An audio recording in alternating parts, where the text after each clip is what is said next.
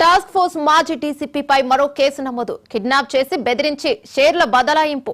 Health care సంస్థ యాజమానిని kidnap చేసి task force కార్యాలయంలో నిర్బంధించిన రాధాకిషన్. బాధితుడి వద్ద నుంచి షేర్లను బదిలీ చేయించిన Radhakishan and team. Radhakishan arrest కావడంతో బయటకు వస్తున్న బాధితులు. జూబ్లీహిల్స్ పోలీస్ స్టేషన్లో రాధాకిషన్ పై ఫిర్యాదు.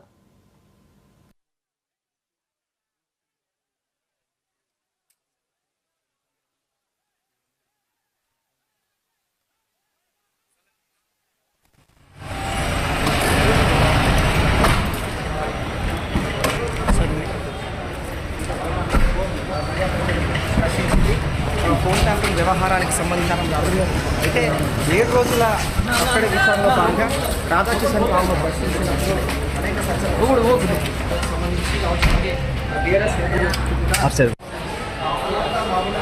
మూడైనా కదా ఎంతమంది అసలైన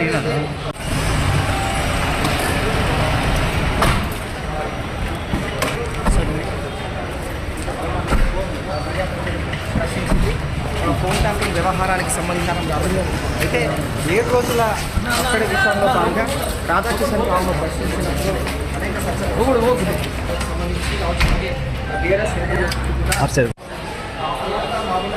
మూడైనా కదా ఎంతమంది అసలైన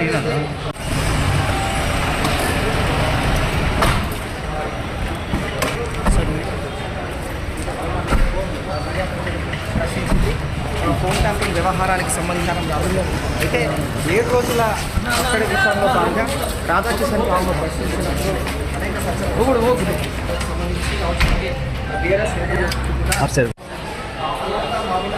మూడైనా కదా ఎంతమంది అసలైన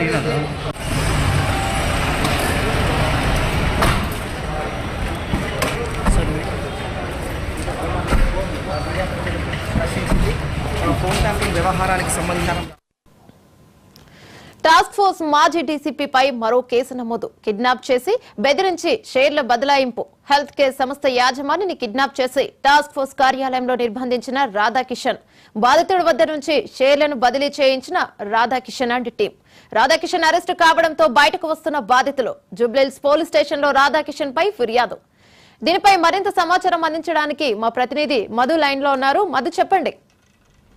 జూబ్లీహిల్స్ పోలీసులకి ఒక కేసు వచ్చింది. ఆ కేసును పూర్తిగా కూడా పరిశీలించిన తర్వాత అప్పటికే అరెస్ట్ అయినటువంటి మాజీ టాస్క్ ఫోర్స్ డీసీపీ రాధాకిషన్ పైన ఈ కంప్లైంట్ వచ్చింది అనేసి పోలీసులు చాలా సీరియస్గానే లోతైన విచారణ జరిపారు. అసలు ఏంటి ఆ కంప్లైంట్ ఇచ్చినటువంటి పర్సన్ ఎవరు, ఎందుకని కంప్లైంట్ ఇచ్చారంటే అతని పేరు, కంప్లైంట్ ఇచ్చినటువంటి పేరు వచ్చేసి వేణుమాధవ్.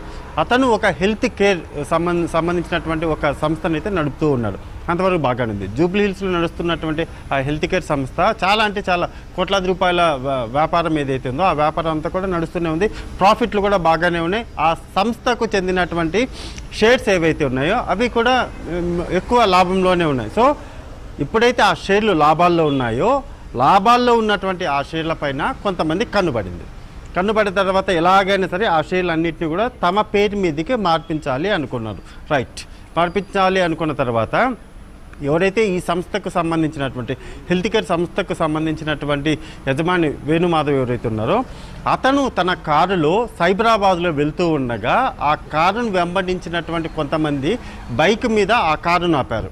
ఆ కారును ఆపేసి వెంటనే అంటే ఆ కారులో ఉన్నటువంటి వేణుమాధవ్ దగ్గరికి ఫాస్ట్గా వెళ్ళిపోయి ఆ మొత్తం కారులో ఉన్నటువంటి వేణుమాధవ్ను చుట్టుముట్టారు. అతన్ని మొత్తానికి కిడ్నాప్ చేసే ప్రయత్నం అయితే చేశారు. అయితే కారులో ఉన్నటువంటి వేణుమాధవ్ కాస్త అడిచే ప్రయత్నం చేసినప్పుడు మేము టాస్క్ ఫోర్స్ పోలీసులము, టాస్క్ ఫోర్స్ నుంచి వచ్చామని అక్కడ ఉన్నటువంటి ఎస్ఐ ఎవరైతే ఉన్నారో ఎస్ఐ చెప్పడము, ఐడి కార్డులు చూపించడంతో ఓకే పోలీసులే కదా అనుకుని వాళ్ళతో పాటు సికింద్రాబాద్లో ఉన్నటువంటి టాస్క్ ఫోర్స్ కార్యాలయానికి ఆ వేణుమాధవ్ని తీసుకుని అయితే వెళ్ళారు. అంతవరకు వెళ్ళిన తర్వాత కార్యాలయంలో కూర్చున్నటువంటి ఆ సంస్థ యజమాని వేణుమాధవ్ ఎవరైతే ఉన్నారో అతన్ని బెదిరించడానికి పక్కనే ఒక వేరే కేసులో వచ్చినటువంటి పర్సన్ని అత్యంత దారుణంగా కొట్టారు. ఆ కొట్టుడికి చూసిన తర్వాత ఈ వేణుమాధవ్ కాస్త భయపడ్డాడు. ఎందుకని ఏదో జరుగుతుంది అని అయితే ఒక భయపడ్డాడు. అంతవరకు కూడా తెలియదు అసలు ఏంటోలే ఎందుకు తీసుకొని వచ్చారు అని అయితే వేణుమాధవ్ మైండ్లో ఉంది. వన్స్ అక్కడ పక్కన ఒకరిని కొడుతూ ఉంటే భయపడినటువంటి వేణుమాధవ్ ఆ తర్వాత ఎందుకు తీసుకొచ్చారు ఏంటి అని వివరాలన్నీ కూడా ఆరా తీసినప్పుడు ఆ వేణుమాధవ్కు సంబంధించినటువంటి వాళ్ళు కంపెనీకి ప్రతినిధులు ఎవరైతే ఉంటారో వాళ్ళు కూడా వచ్చారు. వాళ్ళు కూడా వచ్చి అసలు ఏమైంది సార్ అని కాస్త అడిగే ప్రయత్నం చేసినప్పటికీ కూడా కాస్త ఒక అనుమానాస్పదంగా ఉంది. కొంత ట్రాన్సాక్షన్స్ ఏవైతే ఉన్నాయో వాటి కోసం తీసుకొని వచ్చామని చెప్పారు. అదంతా కూడా సాగుతూ ఉన్నాం. కానీ డీజీపీకి అప్పట్లో డీజీపీగా ఉన్నటువంటి డీజీపీకి కాల్ వెళ్ళింది. ఇలా వేణుమాధవ్ అనేటటువంటి ఒక పర్సన్ తీసుకుని వచ్చారంట కదా, అసలు ఏమైందని రాధాకిషన్ వచ్చేసి డీజీపీ అడిగారు. రాధాకిషన్ మాత్రం లేదు సార్, మేము ఇది వేరే కేసు కోసం వేణుమాధవ్ను తీసుకొచ్చాము, పంపించేస్తున్నాం కూడా అంటూ కూడా డీజీపీని కప్పిపుచ్చే ప్రయత్నం. అంటే ఈ కేసులో అంత ఇన్వాల్వ్మెంట్ లేదు సార్, అంత సీరియస్ మ్యాటర్ ఏం లేదు, చాలా చిన్న మ్యాటర్ ఇది. కానీ టోటల్గా పూర్తిగా కూడా ఈ కేసును అంతటిని కూడా అంటే వేణుమాధవ్కు అరెస్ట్ చేసి లేకపోతే అతను పట్టుకొని వచ్చినటువంటి వ్యవహారం అంతా కూడా తప్పించే ప్రయత్నం అయితే చేశారు. అలానే డీజీపీని కూడా ఆయనకు కాస్త అబద్ధాలు చెప్పేసి మొత్తం వ్యవహారం అంతటిని కూడా తప్పించే ప్రయత్నం చేశారు. అంతవరకు బాగానే ఉంటాయి. వేణుమాధవ్ని రాధాకిషన్ దగ్గరికి తీసుకెళ్ళిన తర్వాత ఒకటే సింపుల్గా చెప్పినటువంటి మాట, నీ పేరు మీద ఉన్నటువంటి షేర్స్ ఏవైతే ఉన్నాయో ఆ షేర్లన్నీ కూడా ఇంకొకరి పేరు మీదకి ట్రాన్స్ఫర్ అవ్వాలి. ఇంతే సింపుల్, ఇంకా వేరే టాపిక్ ఏమీ లేదు. నీ పేరు మీద మీ కంపెనీ పేరు మీద ఉన్నటువంటి షేర్లు ఏవైతే ఉన్నాయో అవన్నీ కూడా ఇంకొక వ్యక్తికి ట్రాన్స్ఫర్ అవ్వాలి అనే విధంగా బెదిరించడం అయితే మొదలుపెట్టారు. ఇంకా డెఫినెట్గా అంటే ఇంకా ఎలా బెదిరించారంటే ఇంకా మార్పు చేస్తావా లేకపోతే ప్రాణాలతో ఉంటావా ఉండవా అనే విధంగా బెదిరించడంతో ఇంకా చివరికి చేసేదేమీ లేక మొత్తం షేర్లన్నీ కూడా కంపెనీకి సంబంధించినటువంటి 4 లక్షల షేర్లు ఏవైతే ఉన్నాయో ఆ 4 లక్షల షేర్లన్నింటినీ కూడా వేరే వారి పేరు మీదకి అయితే వెళ్ళిపోయి వన్స్ వెళ్ళిపోయినందుకు గాను అక్కడ ఉన్నటువంటి టీంకి 10 లక్షల రూపాయలు ఆన్ ద స్పాట్ అంటే వేణుమాధవ్ ఉండగానే వీటన్నిటి డీల్ చేసినందుకు 10 లక్షల రూపాయలు వాళ్ళకు అక్కడ ఆన్ ద స్పాటే ఇచ్చినటువంటి కంప్లైంట్లో వేణుమాధవ్ ఇచ్చిన కంప్లైంట్లు అయితే పేర్కొన్నారు. జూబ్లీ హిల్స్ పోలీసులు నమోదు చేసినటువంటి ఈ కేసు ఏదైతే ఉందో ఈ కేసులో చాలా స్పష్టంగానే ఆల్రెడీ ఫోన్ ట్యాపింగ్కి సంబంధించి రాధాకిషన్ అయితే విచారిస్తున్నారు. అందులో ఇతని ప్రమేయం ఏంటి అనే దాని మీద పూర్తి స్థాయిలో డీటెయిల్స్ అన్నీ కూడా కోర్టుకు అయితే సమర్పించారు. ఇప్పుడు మరొక కేసు, ఈ కేసు కూడా ఎందుకని ఇన్ని రోజులకు బయటకు వచ్చింది అని బాధితుడు మాట్లాడుతూ కూడా ఆయన ఒకటే మాట చెప్పాడు. ఎప్పుడైతే ఫోన్ ట్యాపింగ్ వ్యవహారంలో రాధాకిషన్ పేరు వచ్చింది, ఆయన ఇలా పోలీసులు అరెస్టు చేశారు అని తెలుసుకున్నామో వెంటనే తనకు కూడా కాస్త ధైర్యం తెచ్చుకున్నాను. ఇన్ని రోజుల పాటు ఎక్కడ తన మీదకి వచ్చి తనని ఎక్కడ చంపేస్తారో అని భయపడ్డాను తప్ప అందుకోసమనేసి ఇన్ని రోజుల పాటు బయటికి రాలేదు. ఇప్పుడు ఒక నమ్మకం వచ్చింది, నాకు న్యాయం జరుగుతుందని ఒకే ఉద్దేశంతో నేను వచ్చాను.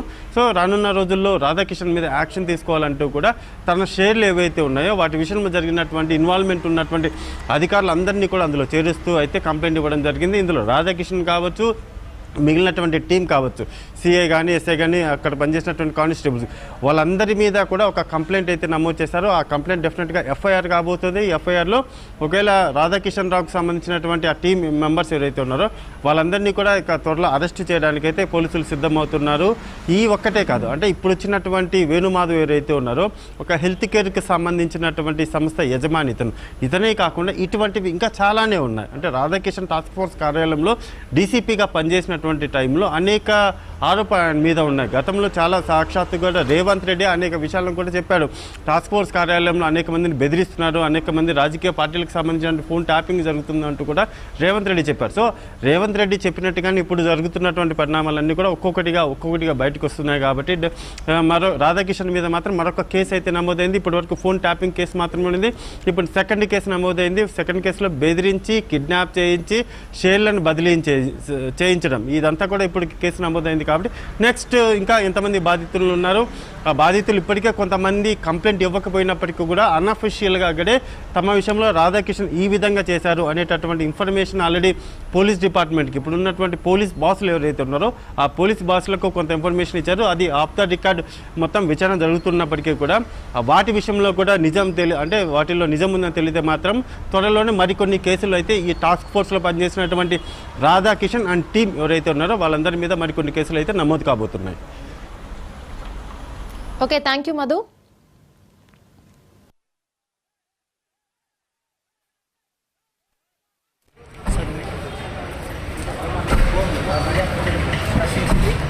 ఫోన్ ట్యాపింగ్ వ్యవహారానికి సంబంధించిన అయితే 7 రోజుల అక్కడి విషయంలో భాగంగా రాధాకిషన్ రావును ప్రశ్నించినప్పుడు